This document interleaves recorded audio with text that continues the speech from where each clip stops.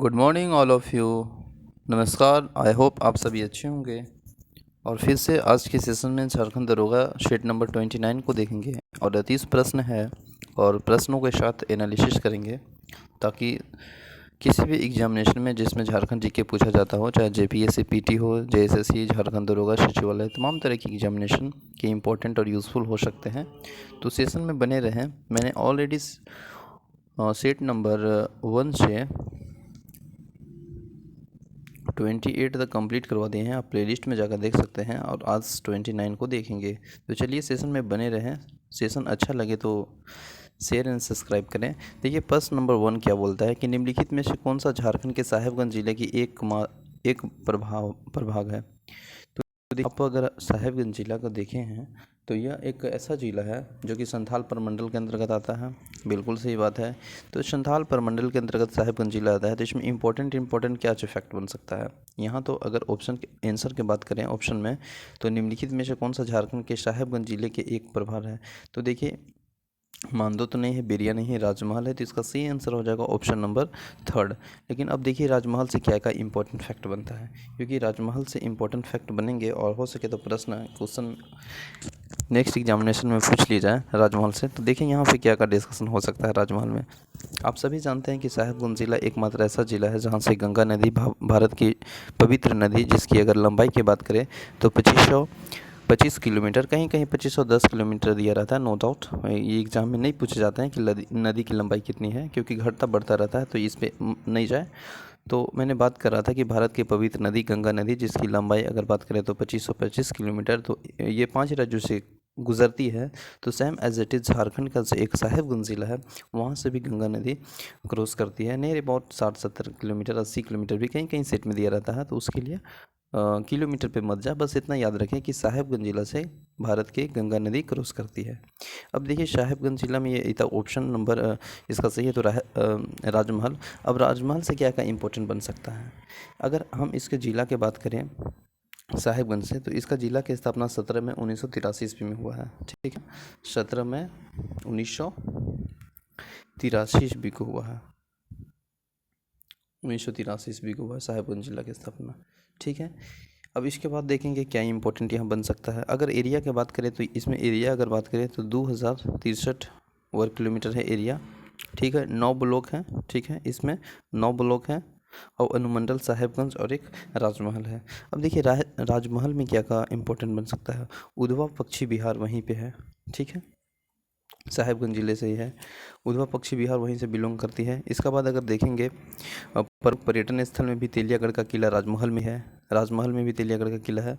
इसके बाद अगर हम लोग देखें और तो आपको मिलेगा वहीं पे राजमहल जीवाश्म अभ्यारण्य। ठीक है, उधवा पक्षी विहार बोली दिया दामिनी को, जो कि 1824 ईस्वी में स्थापना हुआ था। इसके बाद अगर हम लोग देखें थोड़ा सा तो राजमहल की पहाड़ी भी है, वहाँ पे भगवा कुआं भी है, जिसका निर्माण 1815 ईस्वी में एडवर्ड सेवेंथ की समृद्धि में कराया गया था। तमाम तरह की चीज़ें हैं जो कि इम्पोर्टेंट रहेंगे। तो आप याद रखेंगे साहेबगंज के जो एक प्रभार जिला है वह राजमहल है, और राजमहल से क्या क्या इंपॉर्टेंट बना वो चीज़ें। ठीक है, तो इसका सही आंसर हो जाएगा ऑप्शन नंबर 3। अब देखते हैं क्वेश्चन नंबर 2 में क्या बोलता है कि 2011 के कृषि कर्मक पुरस्कार झारखंड के राज्य को सर्वोच्च उत्पादन के लिए दिया गया था। तो देखिए 2011 में जो पुरस्कार दिया गया था वह झारखंड राज्य के सर्वोच्च उत्पादन के लिए दिया गया था, और वह था दलहन के लिए। तो ऑप्शन नंबर दलहन इज राइट आंसर। अब जानते होंगे दलहन तिलहन सब झारखंड के कौन से ज़िले में ज़्यादा उत्पादन होते हैं, तो पलामू ज़िले में होते हैं। तो option number 1 is right answer.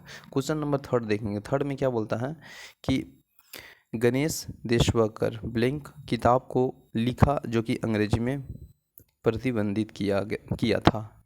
तो देखिए गणेश देवशंकर ने जो किताब को लिखा था वो अंग्रेजी में प्रतिबंध किया गया था, वह था देसर कथा। दैट मीन्स गणेश देवशंकर ने देसर कथा किताब को जो कि अंग्रेजी में प्रतिबंधित किया था। तो बैन किया था मतलब प्रतिबंध किया, दैट मीन्स बैंड कर दिया। तो वह था देसर कथा। Option number 3 is right answer. Question number 4 देखेंगे।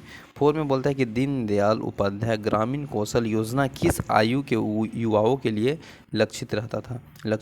तो देखिए दीनदयाल उपाध्याय जो ग्रामीण कौशल स्कीम था वह एज था बिटवीन 15 से 35 साल। तो option number 3 is right answer. Question number 5 देखेंगे। 5 में बोलता है योजना बनाओ अभियान भारत सरकार के किन दो कार्यक्रमों के विलय का नतीजा था? तो यह देखिए, योजना बनाओ अभियान है जो भारत सरकार ने दो कार्यों के लिए जो विलय था वह था मिशन अंत्योदय और ग्राम पंचायत विकास। मिशन अंत्योदय एंड ग्राम पंचायत विकास यानी gram panchayat development planning. Option number 1 is right answer. Question number 6 देखेंगे। 6 में क्या बोलता है?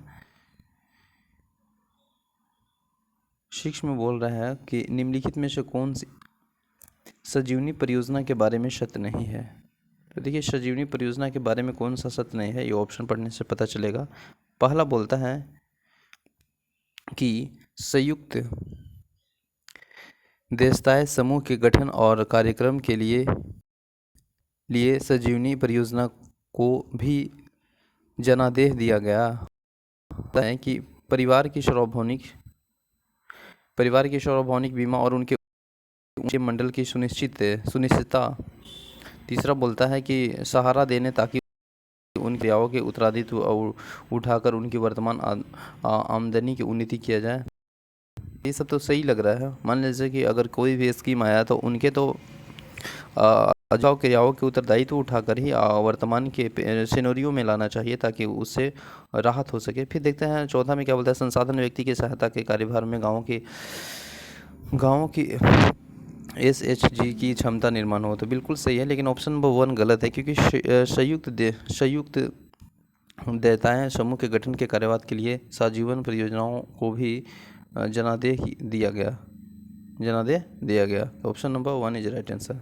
7 में देखेंगे क्या बोलता है, झारखंड के न्यायाधीशों की संख्या क्या थी? देखिए 2017 का ये जो प्रीवियस ईयर है दरोगा, तो उस समय की अगर हम बात करें तो झारखंड में जो न्यायाधीशों की संख्या थी वो 22 थी। लेकिन अभी हम लेटेस्ट अगर बात करें मुख्य न्यायाधीश तो अभी रवि रंजन है और 2021 में यही है रवि रंजन।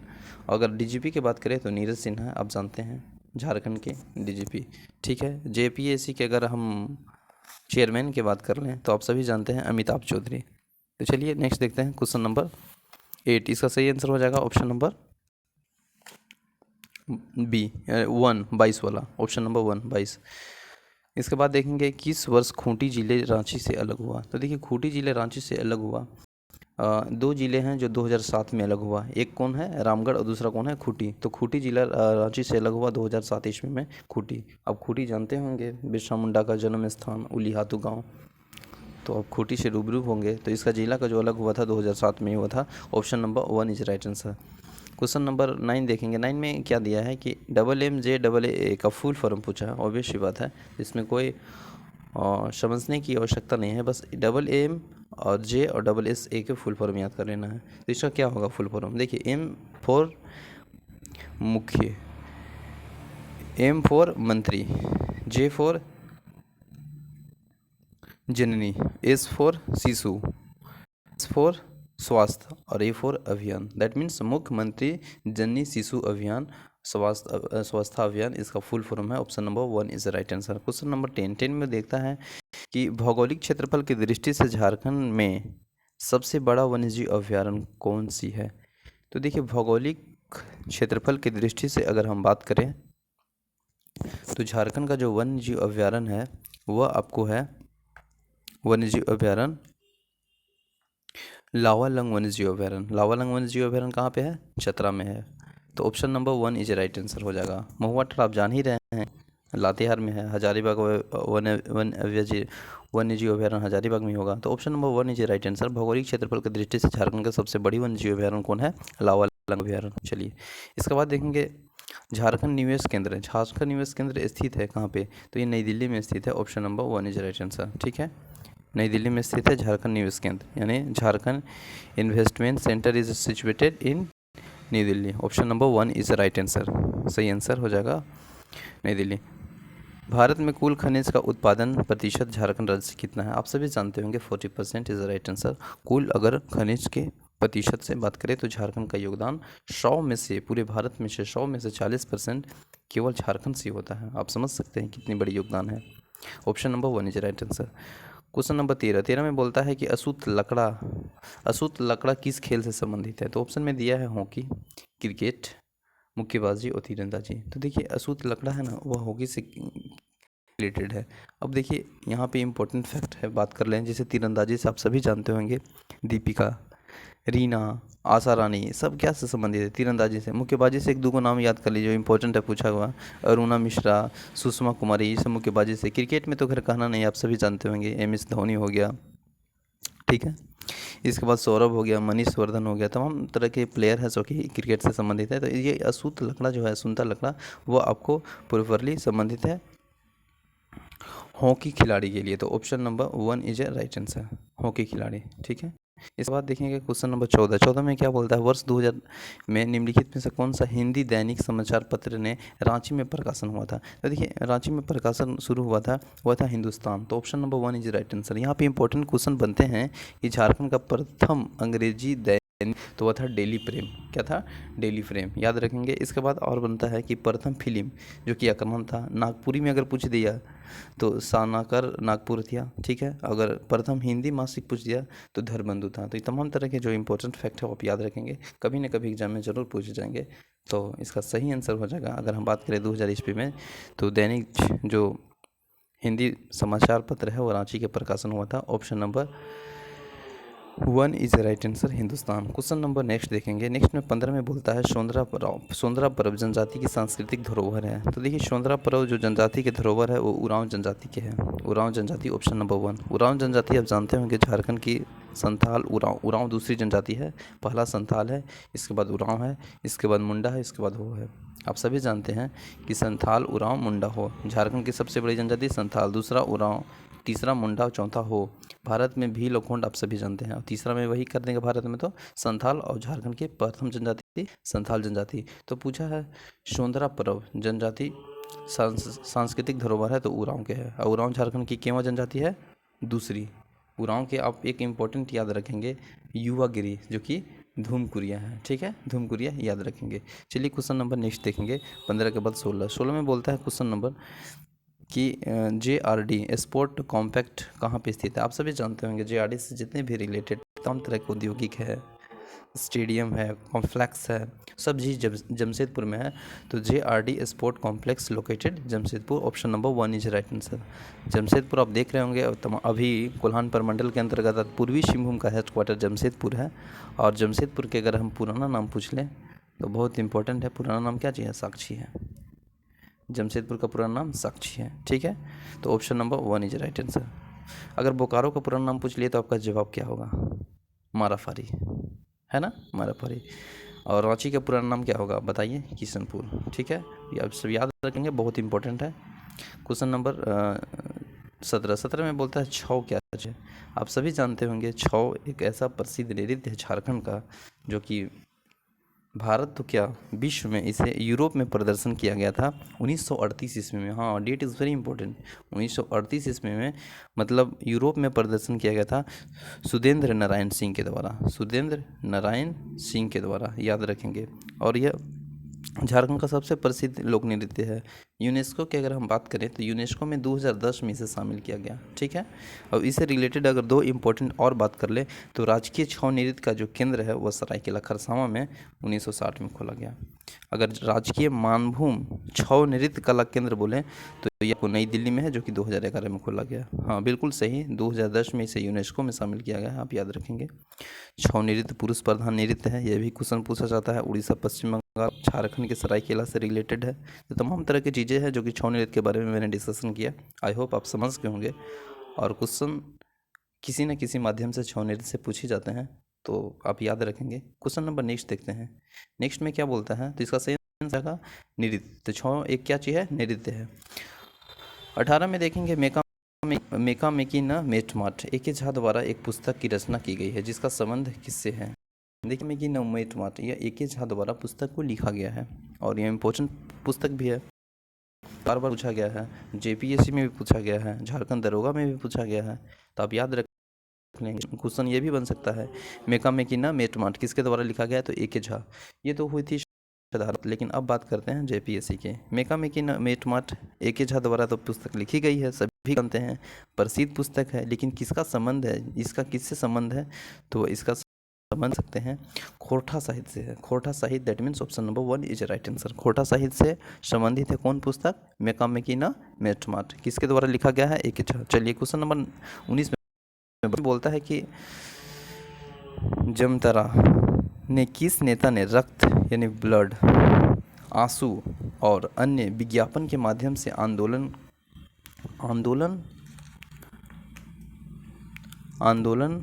को जीवित रखा? तो देखिए जो झारखंड का एक ज़िला है जामताड़ा, अभी अगर हम बात करें तो एक क्राइम के लिए फेमस है, इसमें नो डाउट सभी प्रचलित है, जानते भी होंगे। तो जामताड़ा के जो नेता हैं, जामताड़ा जिला है झारखंड के, जामताड़ा के नेता जो रक्त और आंसू और विज्ञापन के माध्यम से आंदोलन को जीवित रखा, वो आपको नाम देखें तो Narsingh Rai. Narsingh Rai option number 1 is right answer. ठीक है, इसके बाद देखें क्वेश्चन नंबर 20 में बोलता है कि वीरेंद्र नाथ भट्टाचार्य के मकान अक्टूबर 1927 में छापा मारा गया था, और जहां क्रांतिकारी साहित्य के साथ पिस्तौल और कस्तूरी बरामद किया गया था। इस केस का नाम क्या था? तो इस केस का नाम था वो था देवघर षड्यंत्र case. Option number 1 is right answer, Deoghar षड्यंत्र केस। ठीक है, क्वेश्चन नंबर 21 में देखेंगे। 21 में है कि प्रथम नागवंशी राजा कौन है? तो ये सभी जानते होंगे, प्रथम नागवंशी राजा Phani Mukut Rai. Option number 1 is right answer. 22 में क्या है कि 1820 से 21 में मेजर अफजेल पर हो जनजाति के लोगों ने खाली स्थान नदी के किनारे आक्रमण किया था। तो देखिए 1821 से 1800 अगर हम 22 की बात करें तो हो विद्रोह हुआ था कोल्हान में, और जो पोटो सरदार था इसका नेतृत्व करता था 1820 से 21 में। तो यहाँ पे जो अगर हम बात कर रहे हैं किस नदी के किनारे हुआ था, तो ये इंपॉर्टेंट प्रश्न बनते हैं, तो आप याद रखेंगे वह नदी के नाम है रोरो नदी। Option number 1 is right answer, Roro नदी। चलिए क्वेश्चन नंबर 23 में देखेंगे, भारत में पहली बार वन नीति कब लागू हुआ? तो भारत में पहली बार वन नीति लागू हुआ 94 में लागू हुआ था, यानी 1894 is right answer. Question number 24 में देखेंगे, झारखंड के कुल भौगोलिक क्षेत्र में कौन सी मिट्टी का क्रम सोइल ऑर्डर राज्य के अधिकांश भाग में पाया जाता है? तो देखिए ऑप्शन के अनुसार